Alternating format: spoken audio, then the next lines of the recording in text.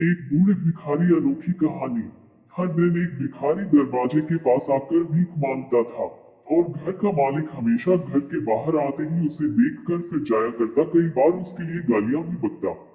वो कहता, तू जिंदा ही क्यों है? पूरी जिंदगी ऐसे ही भीख मांगेगा क्या? धरती का बोझ क्यों बना बैठा है? और कभी कभी उस भिखारी को गुस्से में वो धक्का भी मार दिया करता। इतना कुछ हो जाने के बावजूद अधिकारी के मुंह से सिर्फ यही निकलता कि भगवान भगवान तुम्हारे पापों को माफ करे। एक बार सेठ को धंधे में बड़ा नुकसान होने की खबर मिली।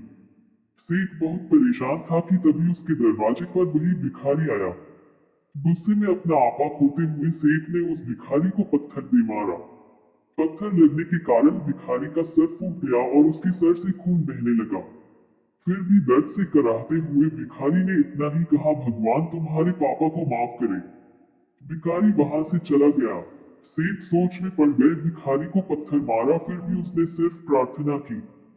सेठ का गुस्सा शांत हुआ। शेर का मन शांत हुआ भिखारी का रहस्य जानने के लिए। सेठ ने भिखारी का पीछा करना शुरू कर दिया। भिखारी जहां जहां जाता सेठ उसके पीछे जाता। सेठ ने देखा कि कोई उसको खाना देता, कोई उसको मारता, कोई अपमानित करता तो कोई गाली देता। लोग भिखारी के साथ चाहे जैसा व्यवहार करते लेकिन भिखारी सबके लिए एक ही प्रार्थना करता, भगवान तुम्हारे पाप माफ करे।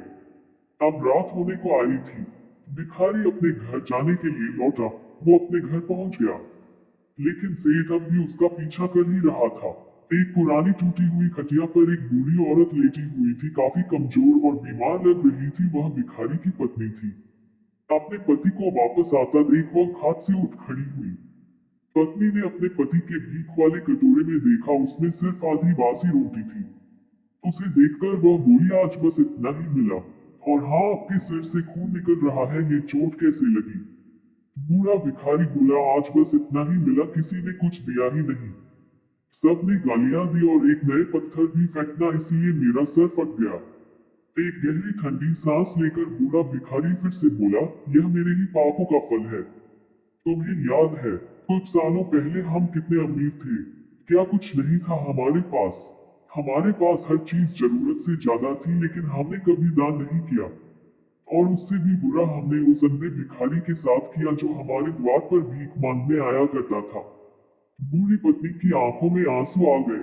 वह बोली, हाँ, हम उस बेचारे अंधे के साथ बहुत बुरा करते थे। उसका अपमान करते थे, उसे खाने के लिए रोटी की जगह कागज दिया करते, उसका मजाक उड़ाया करते और कभी कभी मारा भी करते।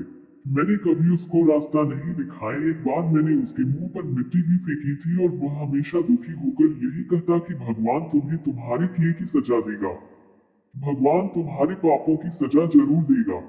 उसका श्राप सच हुआ और हम इस दुख भरी जिंदगी में आ गए। भिखारी बोला, हाँ, उसका श्राप सच हुआ, इसलिए मैं किसी को बददुआ नहीं देता। चाहे कोई मेरे साथ कैसा भी बर्ताव करे, मैं हमेशा उसके लिए प्रार्थना करता हूँ।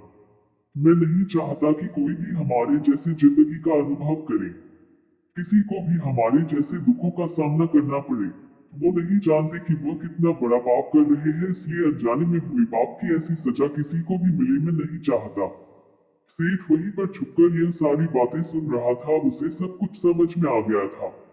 भिखारी और उसकी पत्नी ने वह आधी रोटी मिल बांट कर खाई और भगवान को धन्यवाद बोलकर सो गए।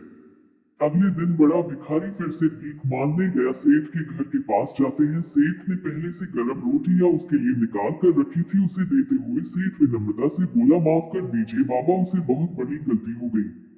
बूढ़ा भिखारी बोला, भगवान तेरा भला करे। इतना कहकर वह आगे निकल गया। इस कहानी से जो सीख लेने लायक है वो बड़ी ही सिंपल है कि आदमी चाहे किसी के बारे में बुरा कहे या भला करे लेकिन भगवान सिर्फ कर्म के हिसाब से उसको फल देता है। क्या हुआ अगर भगवान नहीं दिखता है? लेकिन ये बात बिल्कुल सच है, उसके खाते में सबका हिसाब बहुत बहुत पक्का होता है। इसलिए जब किसी के लिए कुछ भी करो तो अच्छा ही करो।